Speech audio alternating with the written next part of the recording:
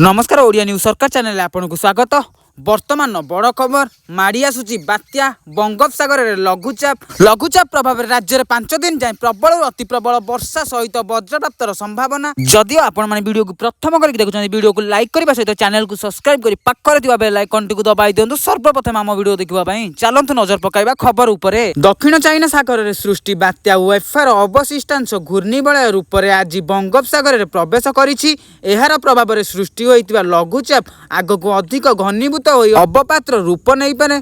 फल राज्य में वर्षार परिमाण वृद्धि पाइब। लघुचाप जोगु राज्यर विभिन्न स्थान में 28 तारिख पर्यंत वर्षार आशंका रहितिबा बेले आसंता काली ठारू वर्षार परिमाण राज्य में बढ़िबा बोली आकलन करिसेंति आंचलिक पाणीपाग विभाग केन्द्र। आज कोरापुट, मयूरभंज, नवरंगपुर, गजपति, केन्दुझर, मालकानगिरी, सुंदरगढ़, देवगढ़, ढेंकानाल, अनुगुल, बालेश्वर, केन्द्रापड़ा प्रबल और अति प्रबल वर्षा सहित पवनर बेग घंटा प्रति 30 ରୁ 40 किमी रहिबा नै आकलन करिछि आंचलिक पाणीपाग विभाग केन्द्र। लघुचाप प्रभाव में समुद्र अशांत रहिबा आशंका थिबारु आसंता 5 दिन पर्यंत मत्स्यजीवी मानकु समुद्र जीवा पई बारण